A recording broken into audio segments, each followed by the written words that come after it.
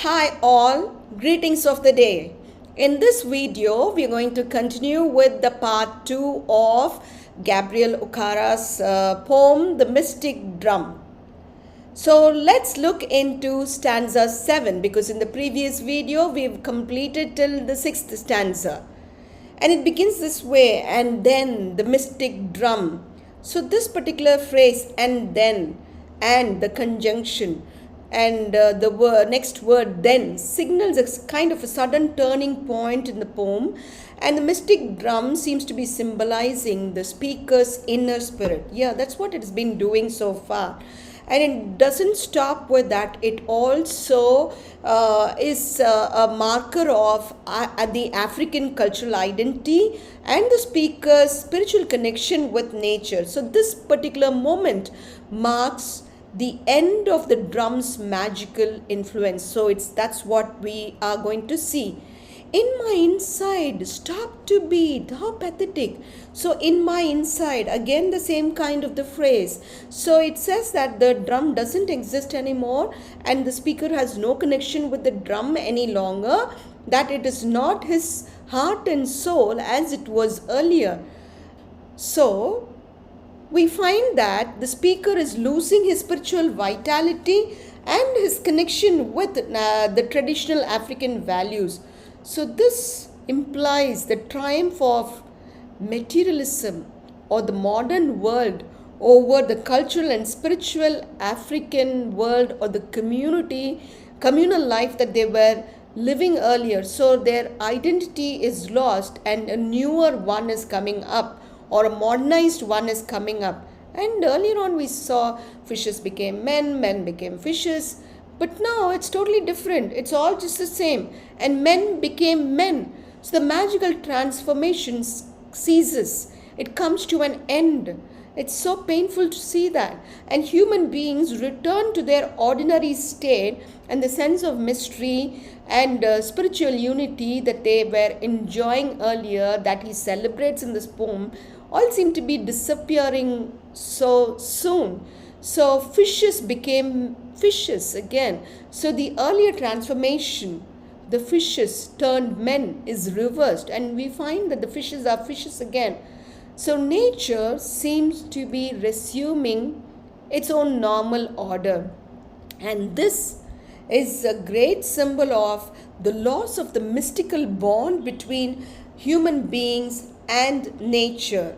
And you see that the trees, the sun, and the moon that were all earlier on connected with the human beings, all these natural elements seems to be regaining their ordinary existence, and they seem to be so distanced from the human beings. They seem to be in their own ordinary existence, and they are no longer partaking in the magical dance that has been inspired by the mystical drum. So the universe seems to be returning to its own place from the mythical world. It has just become or taken the shape of an ordinary everyday world, or it has been transformed into something very mundane. So things that were really enticing, the mythical world has turned out to be something very bugging, something that's very ordinary, something that's not very attractive. So everything has found its own places, and they are all compartmentalized sort of, and they are doing their own duty. Nobody is connected, there's no coexistence. So everything seems to be returning to its natural position and order, and the supernatural harmony has come to a halt. And this line talks about the restoration of the physical world's normal law. And the dead, they have also gone. You know, the Africans really are proud about how they are close with their dead, how they really respect their dead, how they really value their ancestors. But now the dead also do not want to be linked up with the living, and they don't want to be actively participating in the living world. So the drum's power is lost, and along with that, the dead also have been withdrawing themselves from the living world, and they have gone into the supernatural world that they belong to. It says, it's just plain statement. It says, went to the ground. The dead returned to their graves, and the connection between the living and the dead is no longer there. So the living and the ancestral spirits have just broken their ties. And so this particular line tells us about how the Africans have started distancing themselves away from their culture, and so the traditional beliefs and their spiritual continuity is also fading away. And you see, things began to grow. There was a natural growth that started taking place. And because after the mystical pause, there's something, a routine that's happening. And it's just ordinary. As I told you, it's just mundane. And it's just in the physical form. It doesn't have any spiritual form. So it's just the restoration of the natural cycle. But then it talks about how there's nothing spiritual about it. There's nothing extraordinary about it. So the extraordinary spiritual harmony between the human beings and the natural world is lost. And so we move on to the next stanza. And again, it's a refrain. And behind the tree she stood. And she's still standing. Let's see if she's the same or the different one. The woman is still standing and she's separated from the speaker, and she's standing behind the trees. The image is repeated, and the woman, the presence of the woman is reiterated. But then there is something mysterious about her, and the mystery shrouds her, and she also distances herself from the speaker. And she continues to stand there, and this symbolizes that nature, tradition, and the hidden forces of the natural world are all standing still somewhere hidden far away from the speaker who represents the human world. So her position implies that she belongs to a totally different realm or sphere, and that she cannot be reached very easily, and that she cannot be understood also quite easily. And now there is a change in the refrain. You know, there was a tempo built all through by Okara. He had been talking, this refrain had been finding a suitable place after each of the stanzas. But then probably if we read them again and again, they have an intensified meaning, intensified rhythm to rhythm to the poem. They add intensified rhythm to the poem. There's a tempo that increases with it. But then now here in this particular stanza, the refrain, the lines are changed, and we find that there's a sudden transformation that's taking place and the woman's feet, they are roots. And what are roots grow from her feet, making her appear rooted to the earth, rooted to the ground, rooted to the tradition, their culture, their community. And so she's connected, deeply connected to the earth, and this image transforms the woman into a part of nature itself. And so the root also stands for the connection between the earth, ancestry, and their tradition. So she is rooted, though sometimes it might suggest to us that the roots coming out of her feet are symbols of how she is rooted, but it can also mean how she is trapped and how she is unable to move freely from the place where she was hiding behind. And it doesn't stop with that. Okara goes on to say that leaves are growing on her head. And so there is a continuous transformation of this woman into a natural being. And leaves here symbolizes growth, life, and the natural world. And it suggests that she is not something ordinary. She is not just an ordinary human being, but something beyond ordinary human existence. And there is also smoke issuing from her nose.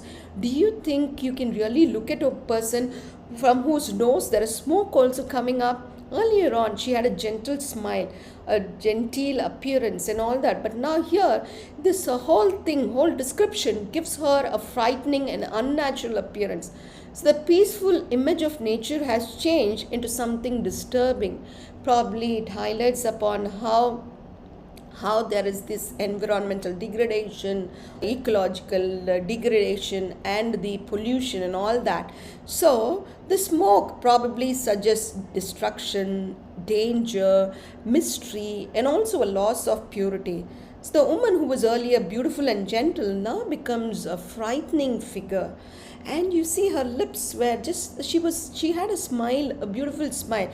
I had used a a very good image earlier on, a beautiful smile. But now look, her lips are parted in her smile, and this talks about how it's totally different from her earlier expression. And earlier on, her smile was very attractive and beautiful, but now the same smile is unsettling. It's quite not settled, okay? And so Okara takes conscious efforts to transform the image of charm into one of fear and emptiness. And her smiling lips become an empty, dark space, releasing darkness. Because you see the line? It says, turned cavity, belching darkness. Belching is a sound, and darkness is something to do with vision. But here, Okara combines these two to give us a wonderful auditory and visual image. So this is a powerful image of transformation from beauty into horror, and the cavity symbolizes emptiness, loss of spiritual darkness, and everything that the human beings have lost. So the darkness really speaks of the confusion that the Africans are experiencing because of the destruction and the negative aspects of change. The woman's transformation or metamorphosis or change may indicate the dangers of losing harmony with tradition, nature, and human desires. And now look here, this is a very strong decision to make. Then I packed my mystic drum. So there is, I do not know why he has made use of two words there. Okay, so it's repetition in African oral tradition indicates emphasis. And he says, I packed my mystic drum. So he's not just left it, but he's packed, probably he's preserved it. He's treasuring it. So he has decided not to use it anymore. And the words then and then is an emotional decision. It's a final decision. And he feels a little bad about packing the mystic drum. So it's quite emotional. It's too heavy upon him, this decision. So this mystic drum, which symbolized the speaker's inner spirit or African cultural identity, because it really connected him with his ancestors and the creative energy, is no longer that. So he packs that, and we understand that anyway, the speaker is not destroying the drum, but he's treasuring it, he's keeping it, he's shelving it somewhere, he's storing it somewhere, to just say that there's a kind of a painful separation that has happened between him and the drum. The drum was in him, but now it's outside him, and so he knows that there is a separation that has caused, and this separation is nothing to be celebrated, but this is a painful one, and that he has to treasure it. And so this separation is from his community, from his customs, from his traditions, from his social norms and mores, and so it's a complete rejection.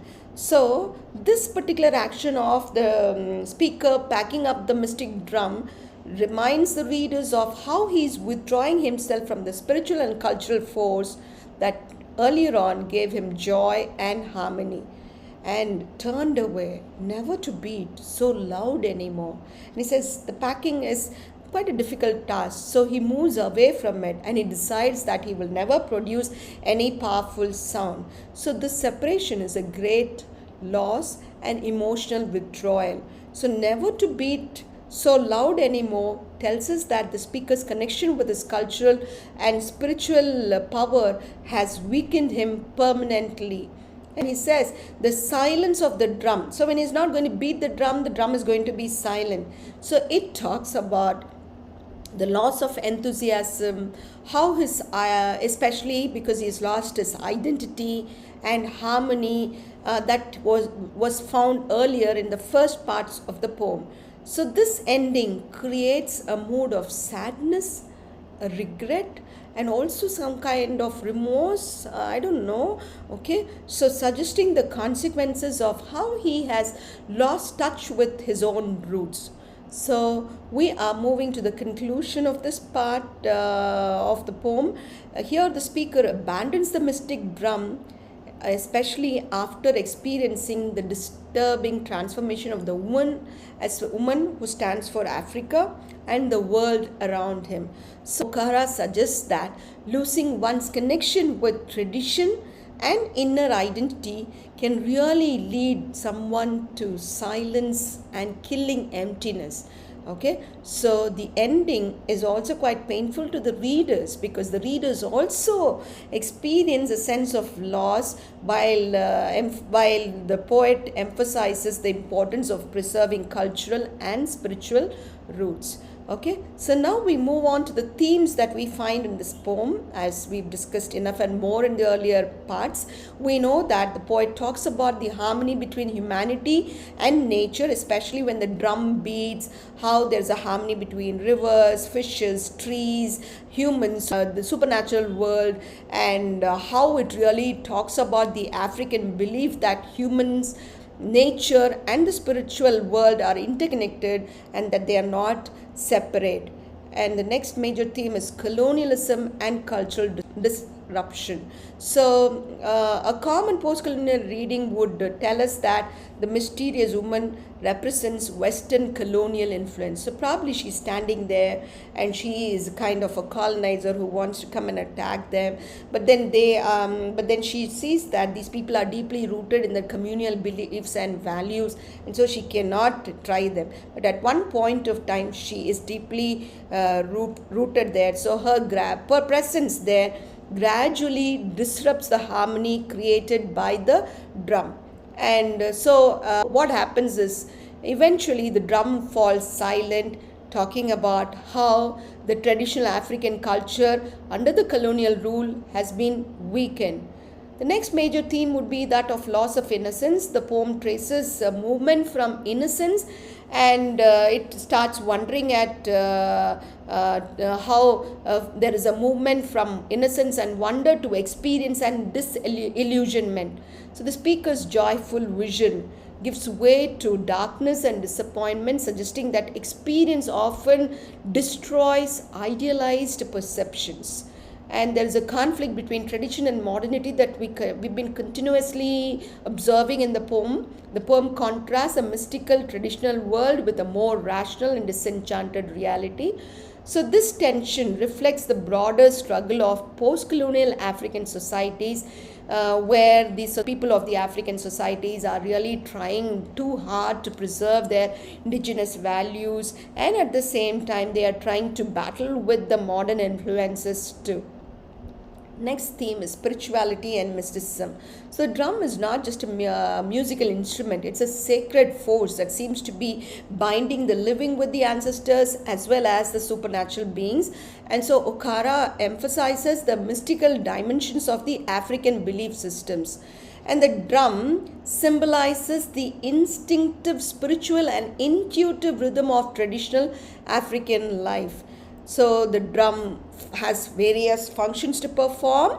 We see how it had been performing the functions of the heartbeat of the community, a medium of communication, a sacred ritual object, a messenger between humans and ancestral spirits, and a symbol of collective memory, because African oral tradition or African tradition gives importance to collective memory.